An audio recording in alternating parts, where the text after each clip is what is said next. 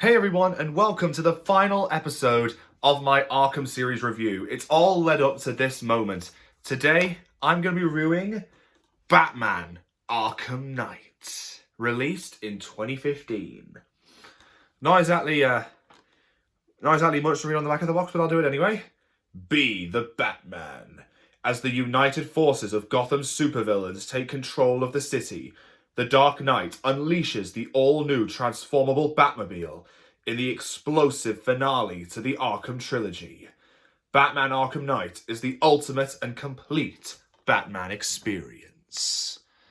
So as you can see, we've got Batman there, and the Scarecrow there making a return, as well as the one on the left. Well, right, I should say. The mysterious Arkham Knight. This game is fantastic. It is the best game in the series, no doubt about it. Best game in the series. I love it to pieces. It is my absolute favourite game in the Arkham series, and I just love it so much. It's set on Halloween. Well, Halloween night, I think. The Joker's body has been burned, but it turns out the Scarecrow is launching his own attack. He threatens to unleash a new type of fear gas all over Gotham, and so the city actually evacuates. Like, the civilians actually leave Gotham. They evacuate the city, leaving only the criminals and the supervillains left. So, of course, Batman has to jump in to stop them. And we do run into some old faces along the way, like Two-Face, Penguin, Riddler, and Poison Ivy. And it's absolutely amazing. The combat has been very much improved since Arkham City and Origins. It's so much more fluid. It's so much more smooth. It's so much more lifelike.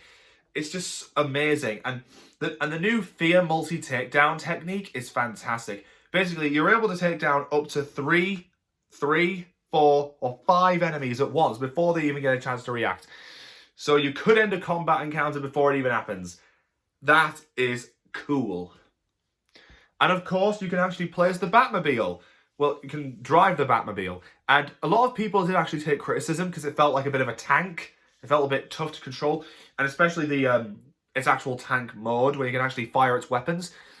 But, yeah, but I find it pretty cool. And there are also these different race challenges that you can do with the Riddler. With the Riddler. And there's also these different Batmobile skins you can unlock.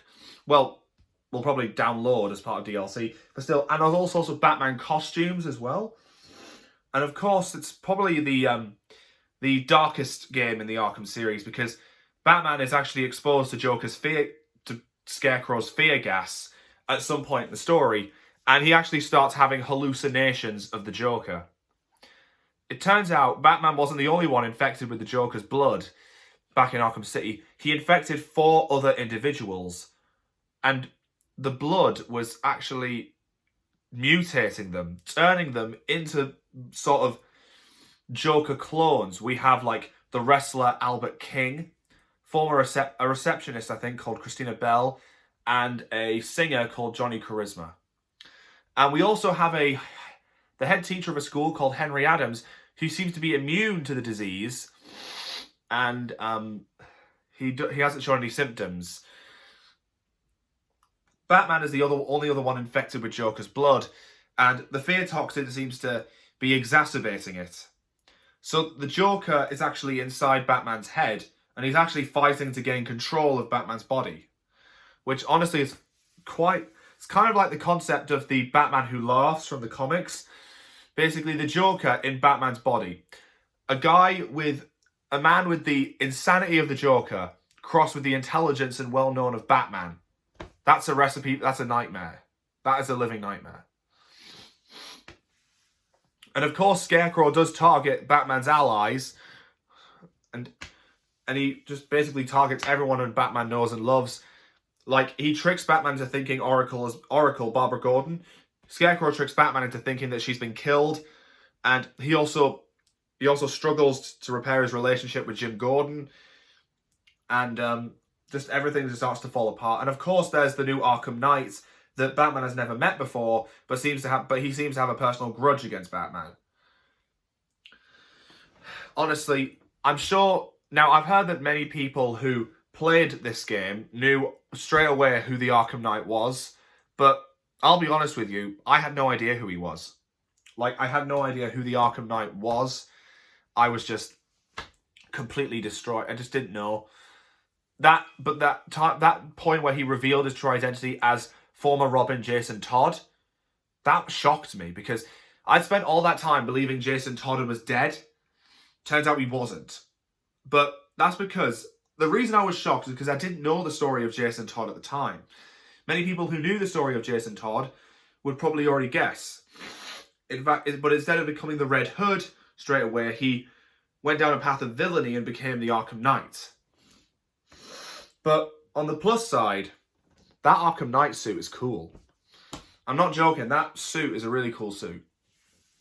And of course, and then we have a bit of an assault on the GCPD, and Scarecrow actually kidnaps Robin and Jim, and Batman surrenders himself to him. And then it all ends in a way that is unbelievable. It just blows me away. It ends with Batman revealing his identity to the whole world. And he also does manage to win the internal battle he fights with the Joker for his mind, and manages to defeat Joker with the one thing he is scared of, being forgotten. And that was all Joker wanted to do. He just wanted to make sure that nobody forgot him. But of course, Batman wanted to make sure that nobody would remember him. And so, with the help of Jason, Batman managed to defeat Scarecrow and lock him up. But it just cost him. It cost him a lot. His identity is now revealed to the world, and he initiates the Nightfall Protocol, saying it's the only way to protect them.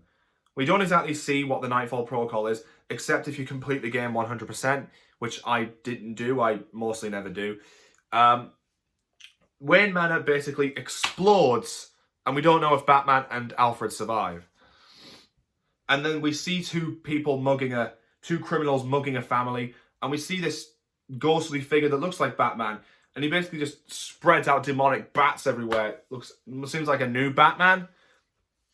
And of course, there's all the different stuff you can unlock with DLC, like the Batgirl DLC, Robin, Nightwing, Red Hood, and even Harley Quinn. You can play as Harley Quinn for the first time in the Arkham series. This is fantastic. And there's even a boss fight in there against Nightwing. That's cool. That's cool.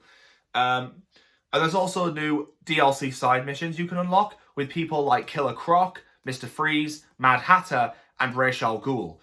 And it's all of those things combined, as well as the great gameplay, great story, great voice acting, great characters that make Batman Arkham Knight the best game in the Arkham series, and a game that you should definitely check out. It is just fantastic. Possibly the best superhero game ever made, and I highly recommend you check it out. So thank you guys for joining me on this. Thank you guys for joining me on this video, and I will see you all very soon. Take care.